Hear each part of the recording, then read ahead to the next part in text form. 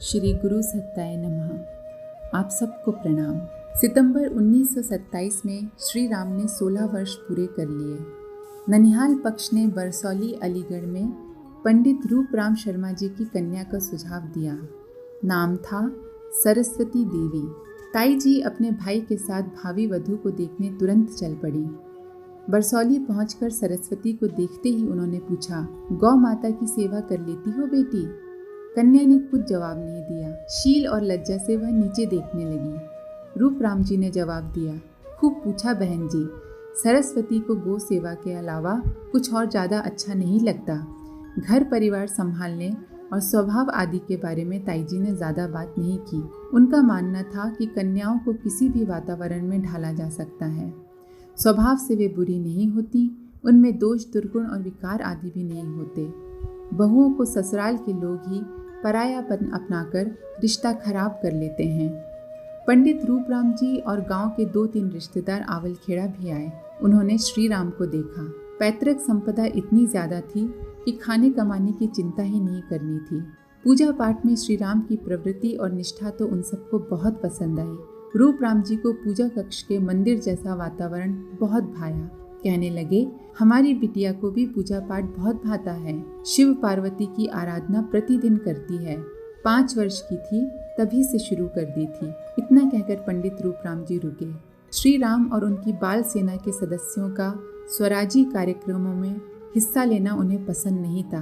आपत्ति की, कांग्रेसियों के साथ रहना और आंदोलन चलाना थोड़ा जोखिम का काम है।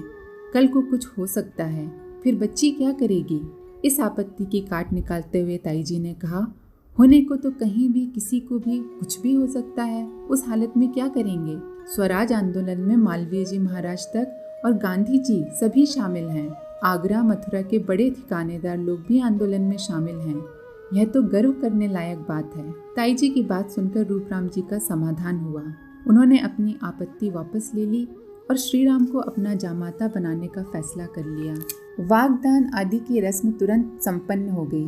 विवाह की तिथि भी उसी समय निश्चित कर ली गई। कार्तिक पूर्णिमा के दिन आवलखेड़ा से 12 व्यक्ति बारात लेकर गए। वहां सादगी से विवाह संस्कार संपन्न हुआ। शास्त्रों में जिसे ब्राह्म विवाह कहा जाता है, उस श्रेणी का दहेज में 2 गाय और वर वधू के लिए 2-2 जोड़े कपड़े दिए गए। बारातियों की आवभगत अच्छी की गई, लेकिन कोई धूम धड़ाका नहीं हुआ। कोई बड़ा सहभोज भी नहीं हुआ। रूपराम जी की आर्थिक स्थिति बहुत अच्छी थी।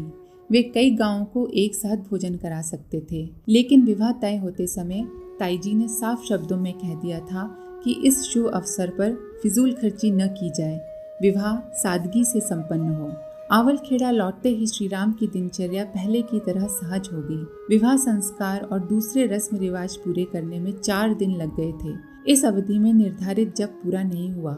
4 दिन तक 3-3.5 घंटा ही बैठ पाए। छूटा हुआ जप पूरा करने के लिए श्री राम ने 3 दिन कोई और काम नहीं किया, सिर्फ जप करते रहे।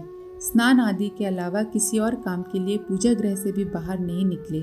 चौथे दिन जब पूरा हो गया तो निश्चिंत होकर बैठे। पत्नी ने आकर चरण स्पर्श किए। सहधर्मिणी की ओर देखा। वधू बनकर घर आने के शुरू दिन से सरस्वती देवी उन्हें प्रणाम करती थीं। चरण नहीं छू पाती थीं क्योंकि श्री राम स्नान, पूजा और आहार लेकर तुरंत पूजा गृह में लौट जाते थे।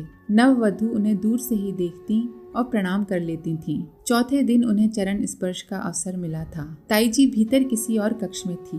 श्री राम ने अपनी सहधर्मिणी से बैठने के लिए कहा। वे नीचे जमीन पर बैठ गईं। जमीन पर मत बैठिए, कहते हुए श्री राम उठे और पास ही रखा दूसरा आसन बिछा दिया। कहा, आसन पर बैठिए। पत्नी संकोच करती हुई आसन पर बैठी। यहाँ ठीक लग रहा है?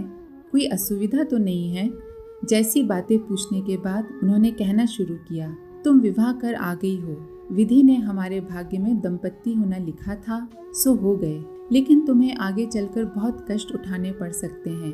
हमारे जिम्मे भगवान ने कुछ ऐसे काम सौंपे हैं कि हम घर गृहस्थी को शायद ठीक से संभाल ना पाएं। तुम पर भी ध्यान देने से चूक हो जाए। उस स्थिति के लिए अपने मन को तैयार रखना। सरस्वती देवी जी ने कहा, ये सब बातें विवाह से पहले तय करनी थी।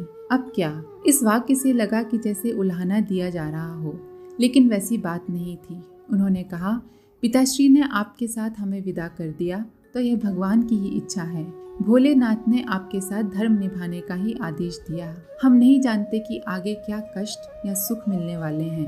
अपना धर्म निभाएं, यही सबसे बड़ी प्रसन्नता है। श्री राम ने पूछा, क्या है आपका धर्म? उधर से उत्तर आया, स्त्री होने के नाते आपके चरणों की सेवा। आप तपस्वी हैं, भगवान के प्रिय हैं। यह मेरा बड़ा सौभाग्य है कि आपके रूप में हमें अपने आराध्य शिव मिल गए हैं। पत्नी का मन या आश्वासन पाकर श्री राम के मन से एक बोझ कम हुआ।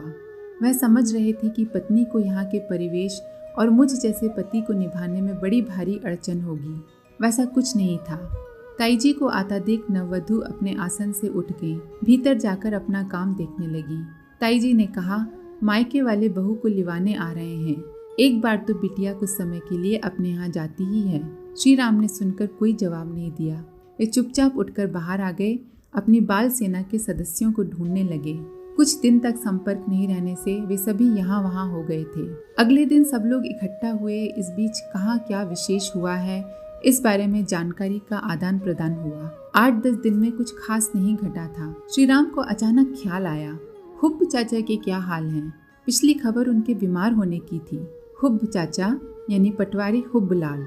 गांव के लोग उसे पटवारी जी कहकर पुकारते थे। उन दिनों यह पद पुश्तैनी हुआ करता था। पिता अपने पुत्र को पटवारी बनाकर कार्य मुक्त हो जाता था। हुब्बलाल भी विरासत से ही पटवारी बना था, लेकिन आगे इस पद को संभालने के लिए कोई वारिस नहीं था। अपने सक्रिय रहने के दिनों में हुब्बलाल ने गांव वालों का जीना मुश्किल कर दिया था। लालच और उत्पीड़न दोनों अवगुण उसकी रग रग में समाये हुए थे। संभालने वाला कोई नहीं था, फिर भी लालच में आकर उसने गांव में किसी भी किसान को चैन से नहीं रहने दिया। आए दिन लोगों को नोटिस भिजवाता, आतंक के लिए जमीन की अनावश्यक रूप से माप जोख करना और मांग पूरी नहीं होने पर तहसील में मनमानी रिपोर्ट भेजकर पुलिस बुलवा लेना जैसे तौर तरीके अपना रखे थे। कुछ किसान तो उसकी ज्यादतियों के चलते अपनी संपत्ति से हाथ धो बैठे थे। अच्छी संपन्न स्थिति से हाथ धोकर सड़क पर आ जाने वालों की भी कमी नहीं थी। हुब्बलाल बीमार हुआ तो लोगों ने कहा, भगवान ने उसके कर्मों की सजा दी है। पटवारी जी को फालिज यानी कि पैरालिसिस हो गया था। कुछ दिन तक तो उनके बीमार होने का पता ही नहीं चला। जब पता चला तो लोगों ने कर्म फल की बात कहकर पल्ला झाड़ लिया। श्री राम की बाल सेना ने इस तरह की टिप्पणी नहीं की। सेना का प्रत्येक सदस्य जानता था कि हुब्बलाल ने अपने भरे पूरे दिनों में लोगों को सताने के सिवाय कुछ नहीं किया है। लेकिन सेना नायक श्री राम का कहना था कि गांव में कोई दुखी बीमार है, उसकी देखभाल करने वाला कोई नहीं है, तो गांव वालों का जिम्मा बनता है कि उसे संभालें। परिवार में कोई कितना ही बिगड़ैल हो, तब भी बीमार पड़ने पर घर के लोग उसे संभालते हैं कि नहीं। यह तर्क लेकर वे गांव वालों को समझाने नहीं गए, बल्कि अपने स्वयं सेवकों की ही बारी बांध दी। मीटिंग में हुब्ब चाचा के बारे में पूछा तो आशय उनकी सेवा शुश्रूषा की जानकारी लेना ही था। संयोग ही था कि 8-10 दिन से उधर कोई देखने नहीं गया था। पूछा तो ध्यान आया कि अरे उधर तो किसी ने ध्यान ही नहीं दिया। मीटिंग में इससे आगे चर्चा नहीं हो सकी। श्री राम ने तुरंत उठकर कहा, पहले उन्हें देखकर आते हैं, बाकी बातें बाद में करेंगे। वहां जाकर देखा हुब्बलाल अपनी चारपाई पर पड़ा कातर दृष्टि से दरवाजे की ओर देख रहा था कि शायद कोई आए, कुशल क्षेम पूछे। अपने कर्मों की याद आते ही किसी से अपेक्षा करने का विचार तुरंत हवा हो जाता। फिर भी न जाने क्यों आशा बंधती कि शायद कोई आ जाए। दरवाज़ा खुला ही था। श्री राम और उनके साथियों को दस्तक देने की जरूरत नहीं पड़ी। हुब्बलाल चारपाई पर पड़ा जैसे इन्हीं लोगों का इंतजार कर रहा था। उन्हें देखकर उसकी आंखों में चमक आ गई। चमक थोड़ी देर कायम रही और आंखें भर आई। कहने लगा, मुझे अपने पापों की सजा मिल रही है बच्चों। मैंने न जाने कितने लोगों के घर उजाड़े हैं। श्री राम ने कहा, घबराइए मत लाला जी, सब ठीक हो जाएगा। लाला जी को समझाकर वे तुरंत देखभाल में जुट गए। घर में सार संभाल करने वाला कोई नहीं होने से हालत बहुत बुरी हो गई थी। शरीर गंदगी से सना पड़ा था, मक्खियां भिनभिना रही थीं। फालिज के कारण हाथ उठ नहीं रहा था, इसलिए वह उन्हें भगा भी नहीं पा रहा था। बच्चों ने नाक पर हाथ रखकर संभालना चाहा। श्री राम ने उनसे कहा, जी को थोड़ा कड़ा करो, एक हाथ से कोई काम होगा क्या? बच्चों ने बाल्टी ढूंढी, घर के बाहर जाकर कुएं से पानी खींचा और पटवारी जी को नहलाया। उनके कपड़े, बिस्तर, कमरा साफ किया। आगरा से कुछ लोगों ने गरीबों और अपाहिजों के लिए बिस्तर व कपड़े आदि भिजवाए थे। श्री राम सामान लेकर आई टोली के पास गए और हुब्बलाल के लिए भी कपड़े लिए। पटवारी जी की सेवा टहल की। जब तक वह जीवित रहा इसी तरह देखभाल चलती रही। हालत ज़्यादा बिगड़ने के बाद तो सेवा दल का कोई न कोई सदस्य वहाँ बना ही रहता था।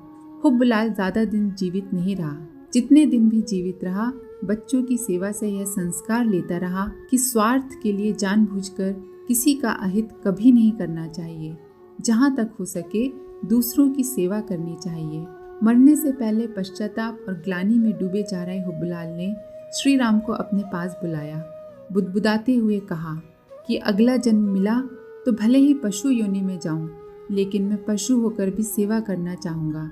भगवान भले ही मुझे गधा बना दें। नहीं दीवान जी, श्री राम ने कहा, ऐसा क्यों कहते हैं? आप मनुष्य योनि में ही आएंगे। उस जन्म में अपनी सारी गलतियां सुधार लेंगे और भगवान का ही काम करेंगे। हुब्बलाल की आंखें भर आईं, गला रूंध गया। अटक अटक कर कहने लगा, आशीर्वाद देने लायक पुण्य तो नहीं है मेरे पास। भूले भटके यदि कोई पुण्य किया हो तो तुम्हें मिल जाए। भगवान से तुम्हारे लिए यही मांगता हूँ कि तुम्हारा यश अमर कर दे। और इसके बाद उसकी आवाज़ चली गई। आप सभी का बहुत बहुत धन्यवाद। ओम। हमारे YouTube चैनल को सब्सक्राइब करें और बेल आइकन को दबाकर ऑल पर क्लिक करें ताकि नोटिफिकेशंस आपको मिलती रहें।